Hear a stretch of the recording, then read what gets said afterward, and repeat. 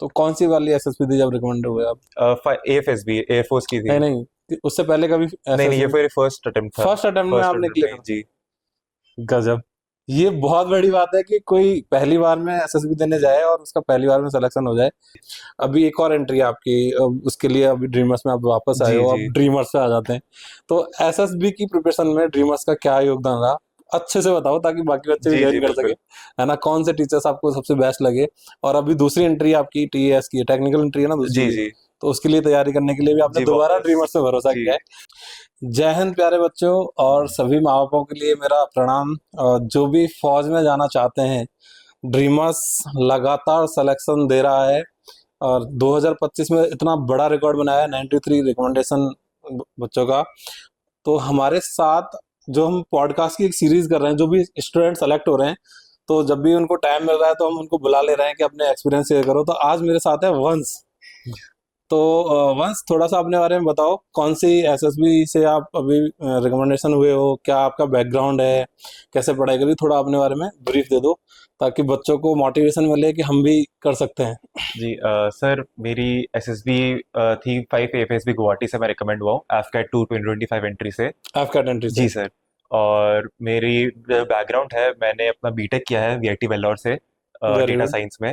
और 11 ट्वेल्थ में भी मेरे पास पीसीएमई थी। तो मेरा बहुत ही टेक्निकल बैकग्राउंड ही था और मेरा यही मोटिव था कि टेक्निकल साइड में ही एयरफोर्स में ज्वाइन तो करने का। इंजीनियरिंग के बाद तो यार लोग जॉब ढूंढते हैं, अच्छा पैकेज ढूंढते हैं, आप डिफेंस फोर्सेज में सर, मेरा कम सैलरी में। बहुत पहले से एस्पिरेशन था डिफेंस जाने का। मेरे नानू रिटायर्ड कर्नल हैं जिनके साथ अच्छा। मैं रहता हूँ।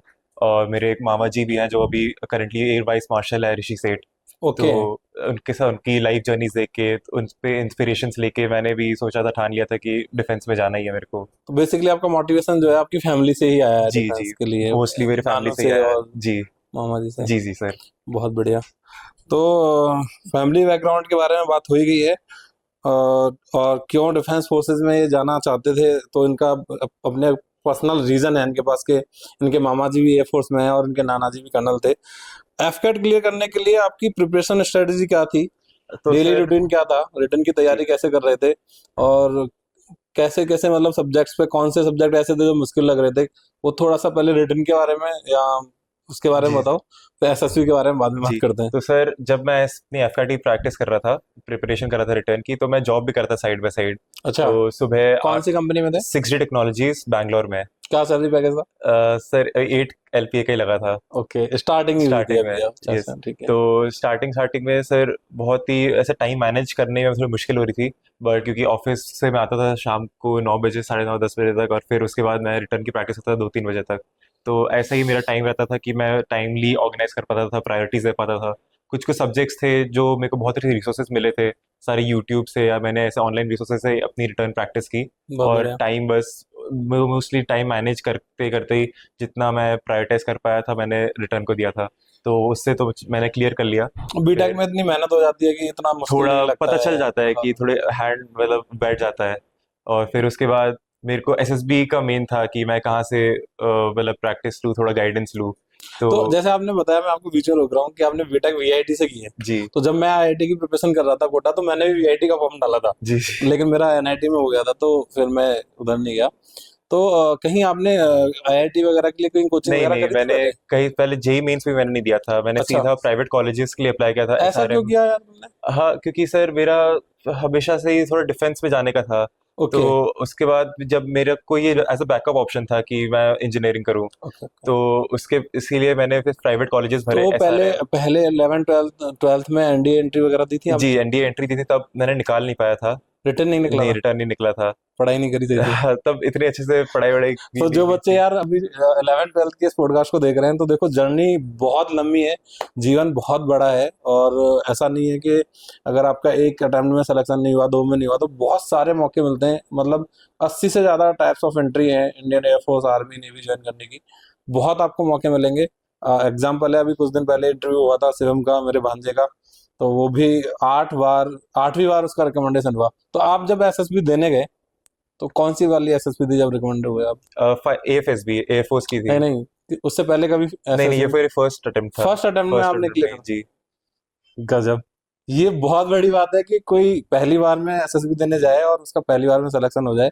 तो क्या एक्सपीरियंस रहे आपके एसएसबी में, वो मैं जानना चाहूंगा, आराम से बताइए एसएसबी। क्योंकि देखो यहाँ जो भी बच्चे आ रहे हैं ना, रिटर्न की तो तैयारी हो ही जाती है डेफिनेटली, अपने हाथ में होता है, लेकिन एसएसबी ऐसा लगता है कि हमारे अपने हाथ में नहीं है, पता नहीं क्या होगा। जी जी तो आपका डे वन से लेके लास्ट डे तक क्या क्या आपको याद है, क्योंकि नवंबर में शायद आपका रिजल्ट आ जी चुका जी था, जी काफी टाइम हो गया है। जी।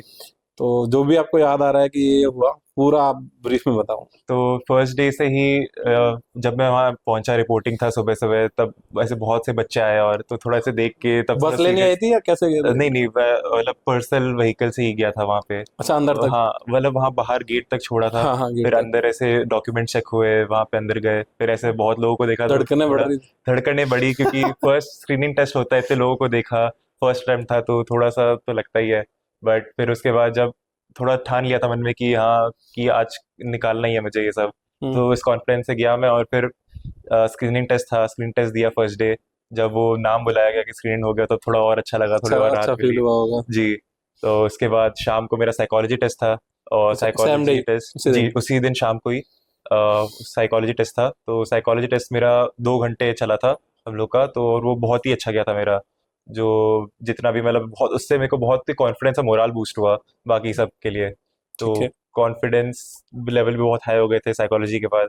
अगले दिन ही मेरा सुबह सुबह मेरा फर्स्ट इंटरव्यू था पूरे बोर्ड में। अच्छा, पहला नेक्स्ट डे जी, आपका सीधा फर्स्ट इंटरव्यू? जी, और मेरा और मेरा इंटरव्यू की इंटरव्यू। तो स्पेशल टेंशन रहती है ना? जी, तो बट इंटरव्यू में ये था कि हाँ, कि मतलब जो भी होगा मेरे को बस अपना बताना है कि मैं क्या हूँ एज अ पर्सन, मैंने अपनी लाइफ डिसीजन कैसे ली है। तो बस मेरे को वही ठान था कि जो वो पूछेंगे बस सब ऑनेस्टली ही जवाब देना है। ओके।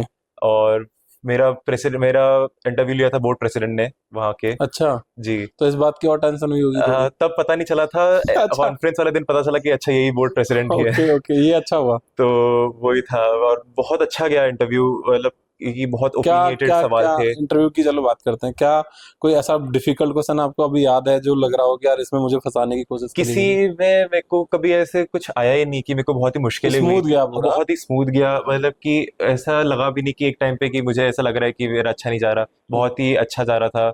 मतलब सिर्फ ओपिनियंस पे बहुत सवाल पूछे गए थे कि आपका इस पे ओपिनियन क्या है, आपको क्या लगता है लाइफ डिसीजंस, मैंने क्यों ये सब किया, मेरी अंदर क्वालिटीज। हम्म। तो बस वही है कि जो आप अपना। ऐसे ऐसे नहीं पूछा था यार तुम तो बीटेक हो, नौकरी भी लगी हुई है, क्या करोगे, वो तो, मतलब उस हाँ, वो उस पे यही पूछा था कि तुम्हें अपनी जॉब क्यों छोड़नी है, जब इतनी अच्छी जॉब लगी है तो हाँ। इस पे क्यों आना है।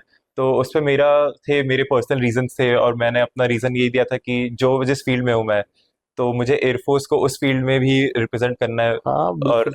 टेक्निकल वे में थोड़ा ज़्यादा जाना है इन सब में, तो हम्म। उसमें मैं ज़्यादा हेल्प कर मेरा भी पाऊंगा। यही मानना है कि फौज एक पैरेलल दुनिया है, जो आप सिविल लाइफ में कर रहे हो वो सब करने का मौका आपको फौज में भी मिलता है, हर एक चीज का वहाँ ऑप्शन है। तो जी बिल्कुल आप देश के लिए एक बढ़िया ऑफिसर बनिए। जी जी। ठीक है, तो उसके बाद क्या हुआ फिर? फिर दो इंटरव्यू दिन इंटरव्यू में आपको कॉन्फिडेंस आ गया कि यार जी, हो इंटरव्यू भी जाएगा, अच्छा चला गया, तो टचवुड अभी तक सब अच्छा जा रहा था, ठीक जा थोड़ा रहा था? और कॉन्फिडेंस बूस्टअप हो गया कि हाँ, सब कुछ ठीक जा रहा है। हम्म। तो उसके बाद 2 दिन का ब्रेक था। हम्म। फिर फोर्थ डे को हम लोग के ग्रुप का जीटीओ स्टार्ट हुआ। हम्म। और जीटीओ में पहले हम लोग के इंडोर टास्क थे, group discussion, group planning exercise दोनों। तो ग्रुप डिस्कशन में भी ऐसे टॉपिक थे जिसमें मेरे को इतना आइडिया नहीं था, बट स्टिल ऐसा था कि मैंने उसको इस वे में लिया कि इसने मेरे को अफेक्ट कैसे किया लाइफ में, डेली बेसिस में। तो हम्म। उसमें मैं अपने ओपिनियंस रख पाया ग्रुप में, और टॉकिंग पॉइंट्स दे पाया, तो उससे एक लगा कि हाँ, कि ये भी अच्छा चला गया मेरा। और ग्रुप प्लानिंग एक्सरसाइज में भी बहुत ही अच्छे से सब गया मेरा। परफेक्टली स्टोरी बनाई, परफेक्टली वहाँ पे नरेट किया, और मतलब सब कुछ अभी तक अच्छा ही जा रहा था। वैट के कितने क्वेश्चन अटेम्प्ट किए थे? वैट के साइकिल ऐसा? 50+।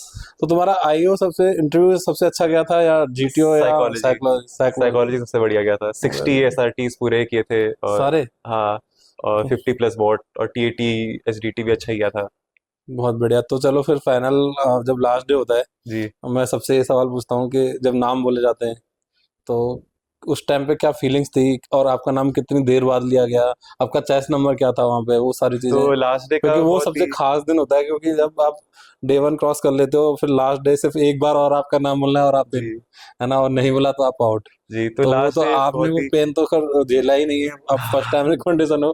तो ये मैं आपको बहुत बहुत इसके लिए शुभकामनाएं और बधाई देता हूँ, जी, थैंक यू। क्योंकि एक बार फेलियर होने के बाद जो बच्चा का ब्रेक डाउन आता है ना, वो बड़ा तकलीफ भरा जी होता है जी जी। कि यार मेरा नहीं हुआ। तो आपको क्या फील हो रहा था उस दिन लास्ट डे? लास्ट डे बहुत ही मिक्स्ड था। जब मैं कॉन्फ्रेंस में बैठा था, मुझे कॉन्फ्रेंस से पहले एक मीटिंग होती है, आप बैठते हो बाहर, हम्म, तो उस वेटिंग में 20 से 25 मिनट लग गए थे कि मेरा अभी तक वो अंदर बात ही चल रही थी।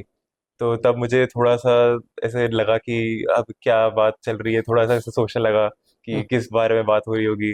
तो फिर अंदर गया, कुछ उन्होंने क्वेश्चंस पूछे, सबने बोर्ड प्रेसिडेंट ने क्वेश्चन पूछे कि रीजन क्या है ज्वाइन करने का, और बाकी सब फिर स्टे से वे दोबारा, कैसा हाँ। था। हाँ। तो उसके बाद फिर अब जब सब बैठे हैं, सब हम्म। रिजल्ट का वेट कर रहे हैं, सबके मतलब चेहरे पे अच्छा, टेंशन है। अब जब आप एसएसबी दे रहे होते हो तो कुछ बच्चे ऐसे होते हैं जो लग रहा होता है कि यार इसका तो पक्का हो जाएगा। तो जी आपके जी। बैच में भी कोई ऐसा बच्चा था जिसका लग रहा था कि इसका 100% होगा? ऐसा लग नहीं रहा था, बट दूसरे आके मेरे को बोल रहे थे अच्छा। कि हाँ। तो ओके, तो वो ही रीजन था जिससे मेरे को थोड़ा लग रहा था कि हो हाँ, जाएगा। कॉन्फिडेंस बूस्ट अप हो रहा था उससे। चलो बहुत बढ़िया। और जिस दिन जब हम लोग बैठे थे लास्ट डे, सब बस रिजल्ट का वेट कर रहे, सबके चेहरे पे टेंशन थी। जब हम्म। अनाउंस किया, मेरा चेस्ट नंबर 8 था, तो पहले चेस्ट नंबर 1 बोला, तब अच्छा, थोड़ी और 1 पहला रिकमेंडेशन जी हुआ? 1 का रिकमेंडेशन हो, तब वेरी गुड। थोड़ी धड़कनें और बढ़ी कि कहीं ये तो तुरंत ही और ना आ जाए दूर।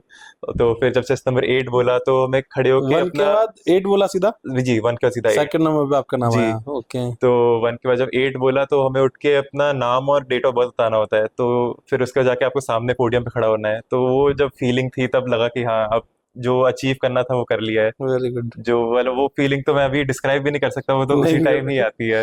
हाँ। तो मतलब बहुत अच्छा लगा। फिर मैंने घर वालों को भी जब बताया हाँ, तो ये भी मेरा सवाल है, सबसे पहले किसको कॉल किया आपने? नानू को ही मैंने बताया था अच्छा, सबसे नाना जी पहले। को। आप नाना जी के साथ ही रहते हो? जी जी, नाना नानी के साथ ही रहता हूँ जयपुर में। Okay okay. तो मैंने नानू को बताया था, तो उनके भी मतलब आँख में आंसू आंसू थे, तो वो सब देख के बहुत ही अच्छा लगा था कि हाँ, बिल्कुल कि कुछ बिल्कुल। अब अचीव कर लिया लाइफ में।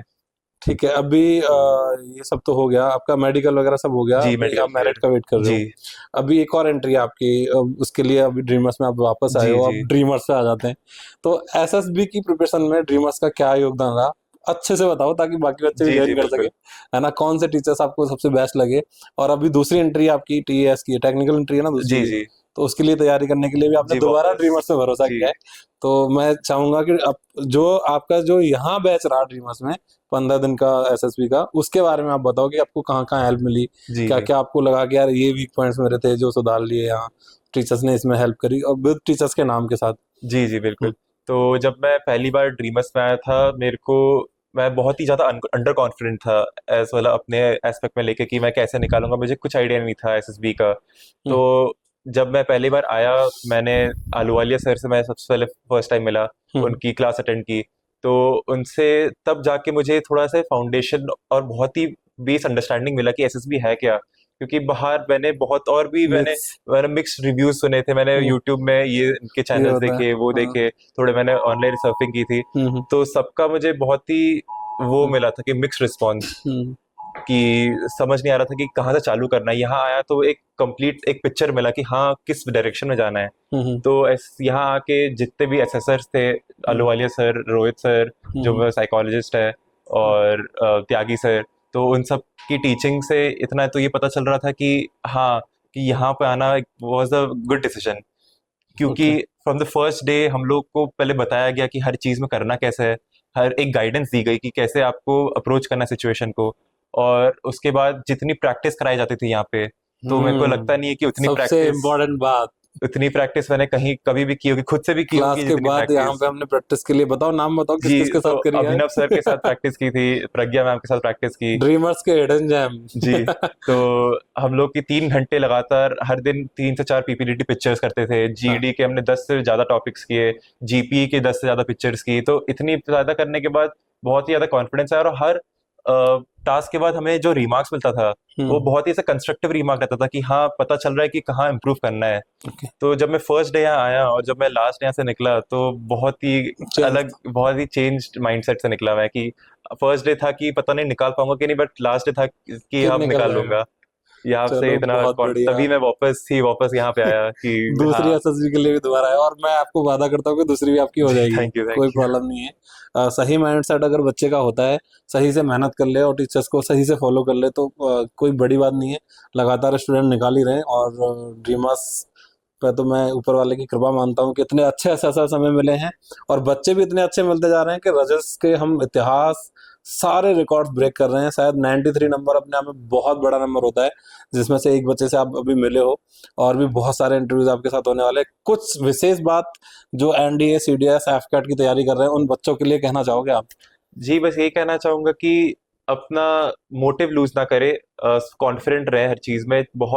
मुझे भी बहुत सी अप्स एंड डाउन्स मिली थी जब मैं प्रैक्टिस कर रहा था। तो बट जो एसएसबी है कि वो आपका अपना ट्रू इनर सेल्फ देखता है, आप ऐसा कैरेक्टर कैसे हो। हम्म। तो उसको बस आप पॉलिश करना है और बस हार नहीं माननी है हर चीज़ में। ओरिजिनल रहना है। ओरिजिनल रहना है कि आप जैसे आप फेक नहीं करना चाहिए आपको। और जैसा रिटर्न की प्रैक्टिस है, एसएसबी की प्रैक्टिस है, तो बस डिटरमाइंड ही रहना है कि हाँ कि बस ये निकालना है, उसके बाद और कुछ नहीं है। तो यही है। चलो, गुड लक, आपको बहुत बहुत शुभकामनाएं ड्रीमर्स परिवार की तरफ से। तो अगले पॉडकास्ट में किसी और भविष्य के अधिकारी के साथ मिलेंगे, तब तक के लिए जय हिंद।